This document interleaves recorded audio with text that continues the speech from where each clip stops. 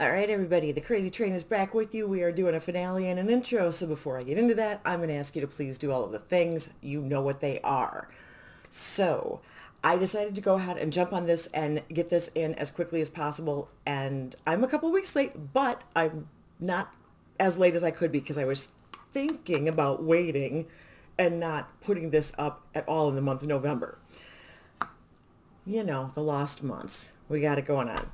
Anyway, this is the Happy Hour Project Pan. It was created by my dynamic duo of Deb B and Danny from Danny's Makeup. This one came about because of Danny's job as a bartender, and then Deb collaborated with her to get some of this. Now, this year they are changing it up. It is coming back for round two, so I'm also going to do my intro for that. But I'm going to give you a few more facts, and then we're going to close out the first round.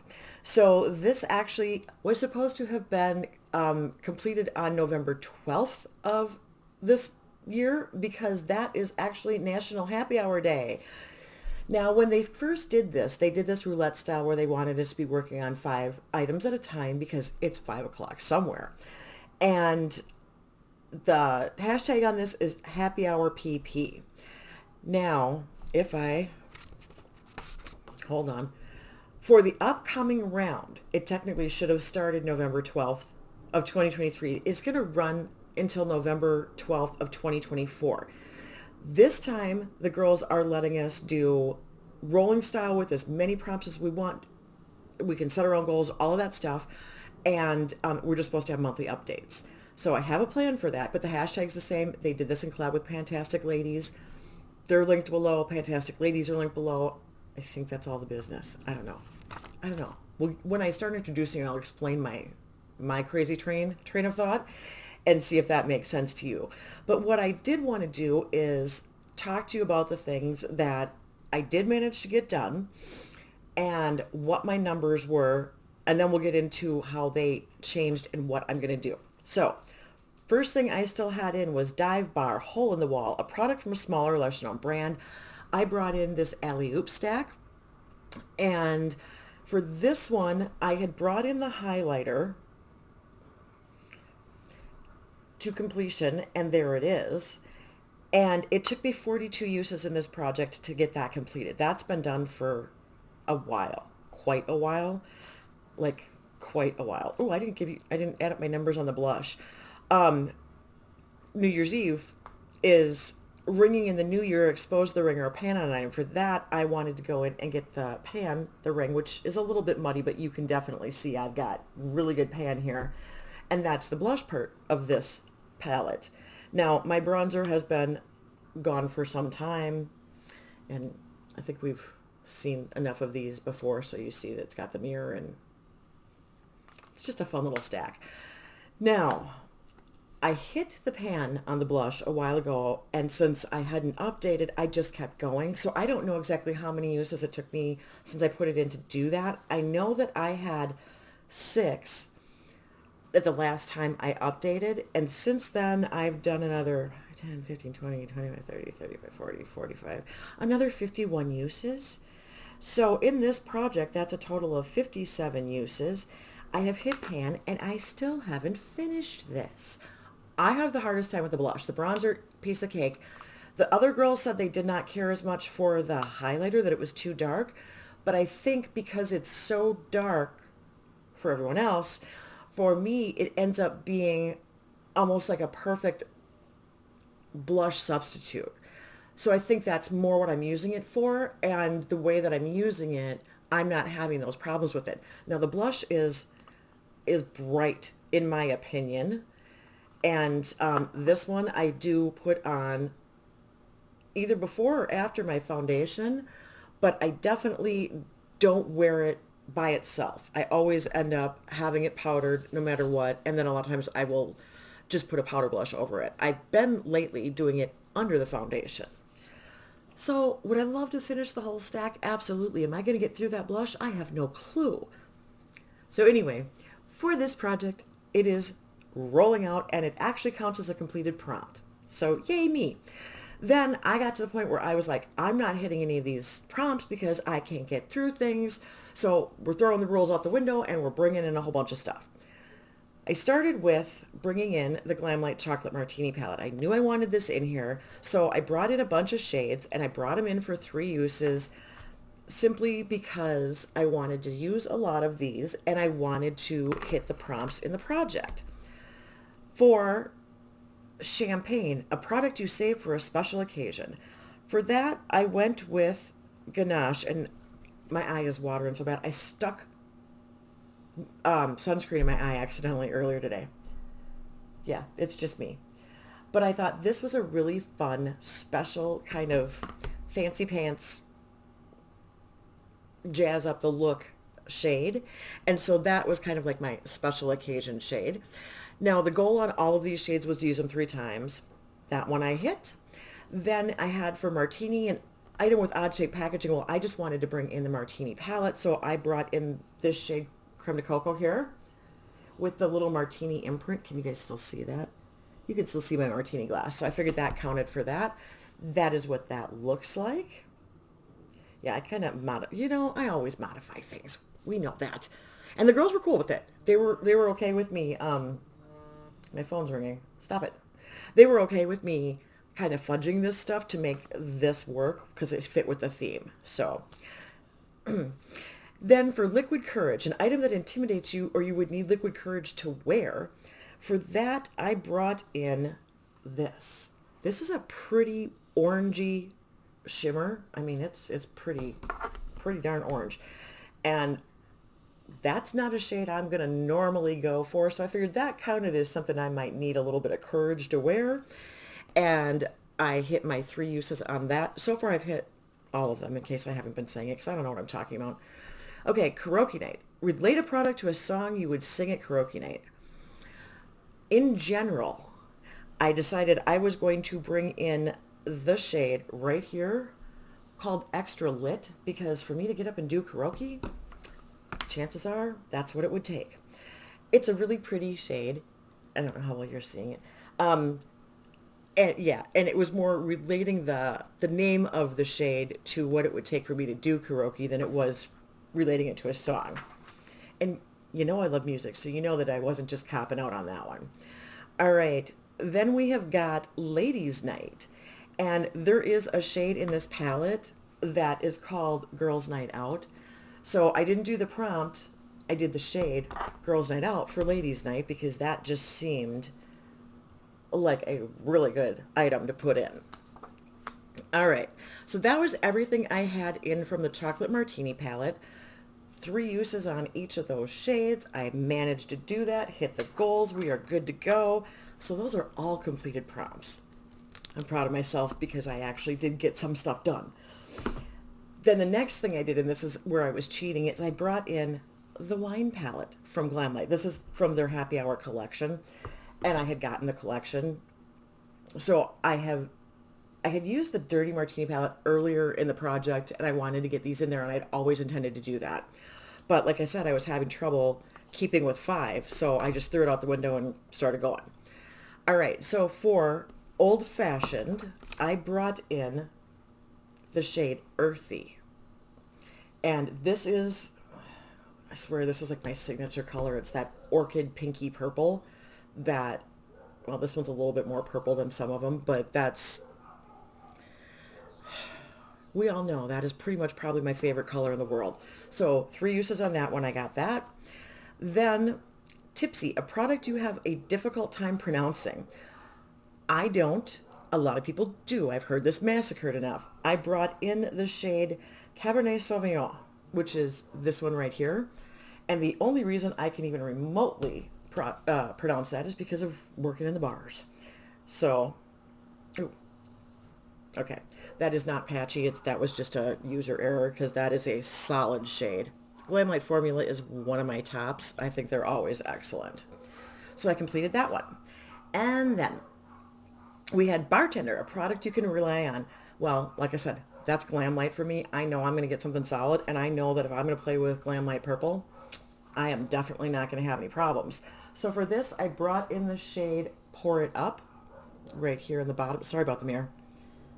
That middle one in the bottom, which is, these are just my jam, you guys. These are awesome shades. And you can see there is a difference between this one. The earthy is much lighter. So we got the 3 on that. Then we have Pina Colada.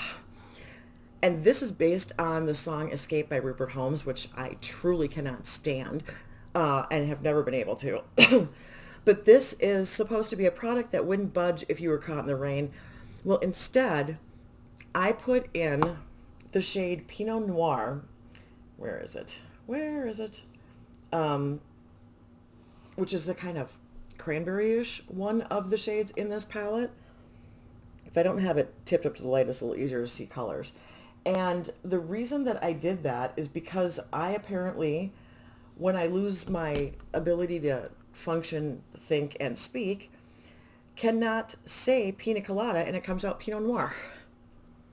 And that's without me drinking, you guys. That is just one of those things that, for some reason, when the EDS brain kicks in, when I get too overly tired, things start coming out weird. And that is one that I've repeatedly done. I do not know why. And it was when I was demoing with the guy I know who owned the beverage company, and I was getting overtired.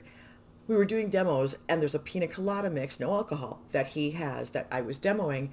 And by the end of the day, I would get to pee, and I couldn't get it out because I couldn't remember what I was saying. I just couldn't get the words out of my mouth. I don't get it either. All right, then Mai Tai. This is a beach or summer themed item. For that, I actually brought in the shade Napa, which is stunning. I don't know if you can even, there's kind of a flip in this. And I brought this in because Napa, wine country, it reminds me of summer. And that shade is just gorgeous. I don't know if you're seeing all the color or not in that, but it is beautiful. I love this whole palette. Oh, now I got glitter all over my finger. All right, then Peanuts, a product that is messy to use. Well, for me, that's pretty much any shimmer because I'm a complete klutz. So I brought in Sparkling, the one up here in the corner. And that is that one. And hopefully you should be able to tell that all of these shades have variations. So for something that is pretty much, with like one exception, just the purple or pinky purple palette, well, no, there's kind of a reddish one. Merlot is pretty dark.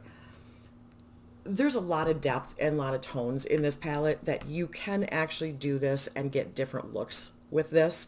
And there were points where with some of my looks, I was taking a shade or two from here and putting it with something else. There were times where I literally took all of these shades and made a look just to see what it would do, because you can certainly do an entire look from this palette without having to go elsewhere. So that helped a lot. That got me through quite a few of the prompts. And I didn't put in big goals because I knew that I wasn't going to be able to get to them. So I just did the 3 uses on each of the shades for both of those palettes. But it did help me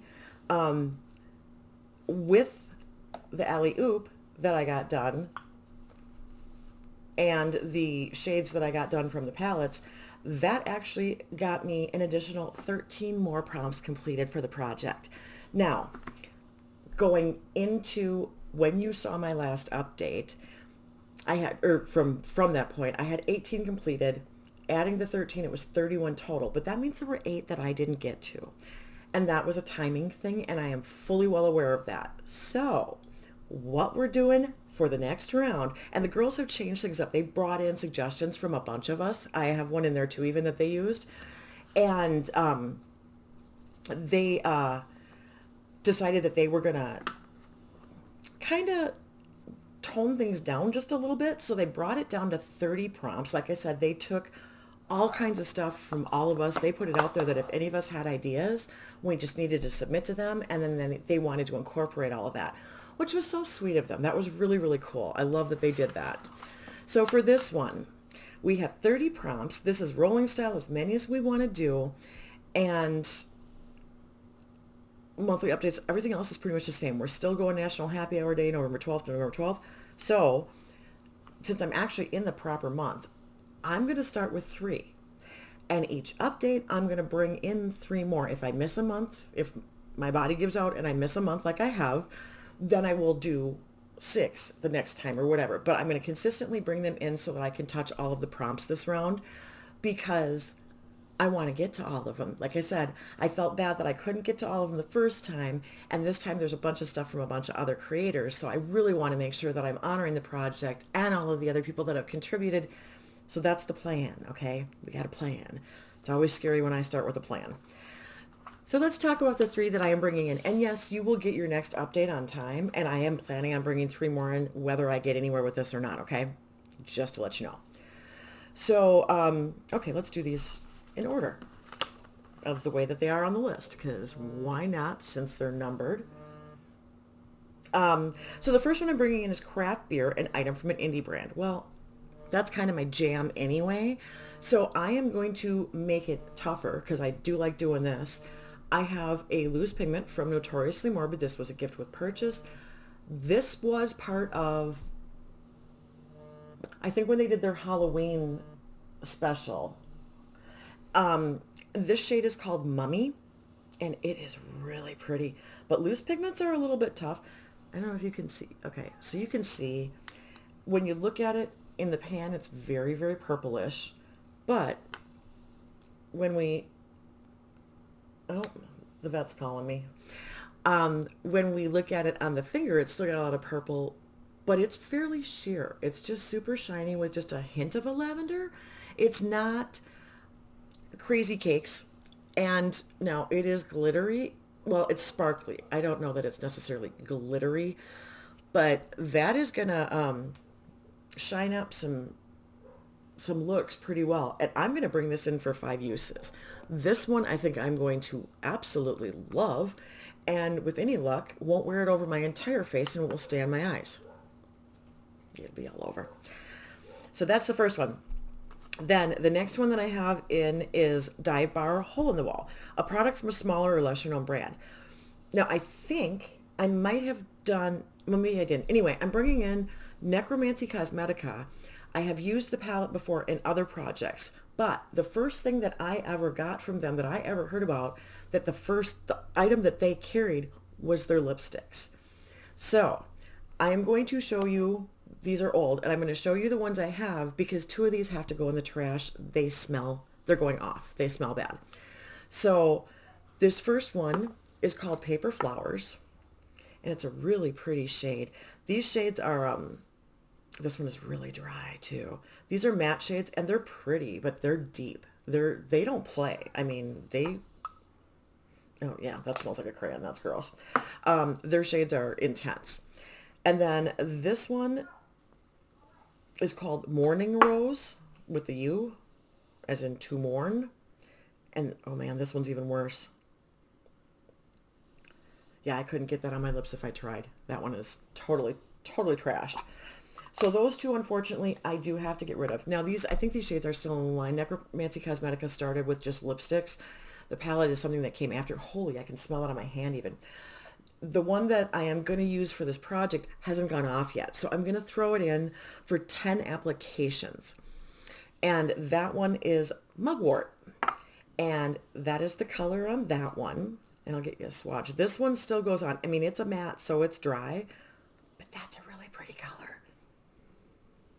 Yeah, this one's going to go. And I'm guessing that after I get my 10 applications, I'll do the update. And this one's going to go in the trash too because it's not going to last. It is starting to stink also. I got all 3 of them around the same time. I've had them for far too long.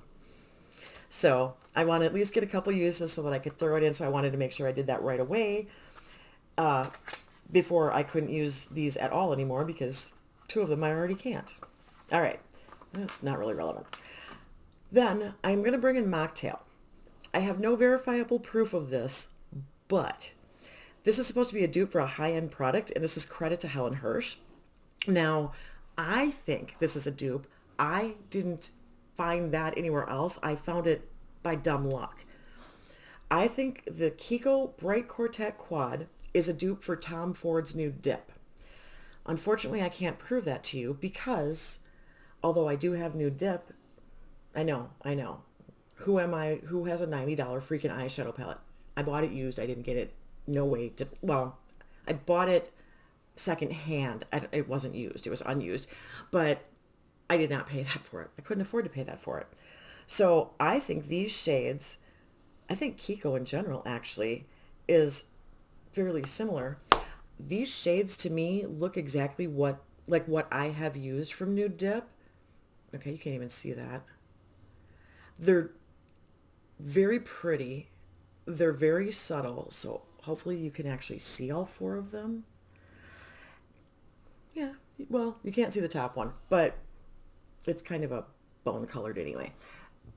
I think these perform, the look that you're going to get on the eyes is going to be very much the same as what you get from Nude Dip. I think they have the same softness to them. These shades are great. Obviously, Kiko is an Italian brand, so you know that the quality is there. The difference in price, like I said, 20 bucks to 90. So I am bringing this in for 5 uses. Now, this is kind of a one-trick pony. So what I might do is I might take a couple shades and throw them in with another look. I might do a couple looks with just these four shades. They're beautiful. They're beautiful. They're soft. They're classy. They're fun. There's no high drama. Okay. This is not the palette you're going for if you want drama. You're going to be totally 100% corporate world 9 to 5 work appropriate. How's that for an explanation? And you're always going to look classy and put together. These things are pretty much idiot proof even when I'm using them. So that's the plan there. That is everything I want to talk to you about the project. I made that way longer than it needed to be, but I wanted to show you a little bit more of, even if I'm getting rid of them, I wanted you to know a little bit more about Necromancy Cosmetica. I want to say they're based in Mexico, but I can't remember what city. Yeah, I got nothing. I don't remember. If I could find it, I'll try and pop it on the screen for you. But anyway, we're going to go on to the music moment. Holy crap, I am so scattered right now. I've got so many things going on. So the song that I am bringing in for this is AC/DC's Have a Drink on Me. Iconic song from the Back in Black album. This is... Okay, so here's the issue. Some people find this very odd because this is with Brian Johnson as the lead singer. This is happening months after Bon Scott dies from alcohol poisoning. So some people are going, holy, that's kind of insensitive. But there's another way to look at some of this. And part of it is that in a way, it was a tribute to him. And there's a line in there that is kind of, live your life. And you don't know what tomorrow's going to bring. You don't know how long you're going to live. Live your life. And Bon Scott very much did have a very hard drinking, hard partying lifestyle. The band in general kind of did. So in a sense, this song is sticking true to who he was. And it is in no way intended to be insensitive. It basically kind of is I don't want to say it's an homage. It's not that. It was in a sense to honor him by not doing some sappy, heartfelt ballad. The band isn't known for that. That's not who they are. They very much are a hard rock, kind of good time, fun band. And that is the whole ethos of the band. So this is staying true to that and not watering it down just because of Bon's passing. But if we're going to look at the lyrics, okay, we're going to talk a little bit about, in general, the overarching theme, but I want to talk a little bit about the lyrics before we get into that, because what the lyrics of the song are kind of giving you as a picture, it's a man who has everything he could ever want, but he's still not happy. So the idea is that he's lost touch with who he really is, and he's struggling to find meaning in his life. And there's a line in the song that says, take those troubles, turn them into wine, which is supposed to be, to an extent, metaphorical, based on the biblical turning water into wine, with the idea of take what you've got and look at it from a new way. Turn it into something that is positive. So there's that. And throughout the song, throughout the chorus, have a drink on me is repeated several times, where they're urging the buddy to have a drink on them, basically. I mean, that's pretty self-explanatory. But anyway, so that's kind of what the lyrical interpretation of the song is. But overall, this song really is a lot about the the toll that and the bad things that come along with having all these other things, the fame, the, the money, the all of that. It's about checking yourself and being aware that these excesses can only lead somewhere bad, and that you need to be conscious of not indulging unchecked. Does that make sense? So it's kind of a warning. So it's a tribute to Scott, but it's also a warning to others about not doing that. And it is based on the fact that the band, I think with his passing, the band kind of looked at what was going on in their life. And I think having Brian come in, because he knew the band and they were friends, he was with another band, and he had gotten that call to come replace Bon. And it was kind of that friend perspective also of like, holy crap, you guys have gotten all of this stuff, all this success, you're so well known. Yeah, you're a good time band. Yeah, you're known for the partying and the rocking and the drinking and all that kind of stuff. But look where this has led to. So let's take a look at what do we really want to do. Yes, we still want to be the rock band, but maybe not quite take it to the extreme in the offstage part as they were. So that's my take on the song. And like I said, I've gotten things from a couple of different places. I mentioned this was off of Back in Black, and I want to say that was 1980. So it's quite an old song. The song is anthemic. The fans love it. It's part, when they do perform, it's still part of their live shows. This is just one of those songs that I think pretty much you can't really mistake it for anything else. When you hear that opening part, you know exactly what you're getting into. So I'm going to link a version of some kind. I love watching them do live stuff. If I can find a live version of this, it's going to be linked down below. If I have to go with the standard, I'll do that too. But I really love watching, which young is it? Angus? Malcolm? Angus. I love watching him perform. There's something about his energy from the time that way back in the day, even till kind of now, there's a presence that he has that is just mesmerizing to me. So if I can find a live version, that's what you're going to get. All right, that is everything I got. I'm going to shut up and let you guys go. And I'll see you, honestly, in just a few weeks with some more interesting stuff to add to this project. Until then, everybody, thank you for giving me some of your time. I truly appreciate it. The girls are with me. They're sleeping. Otherwise, they'd say thank you too. So until next time, see ya. Bye.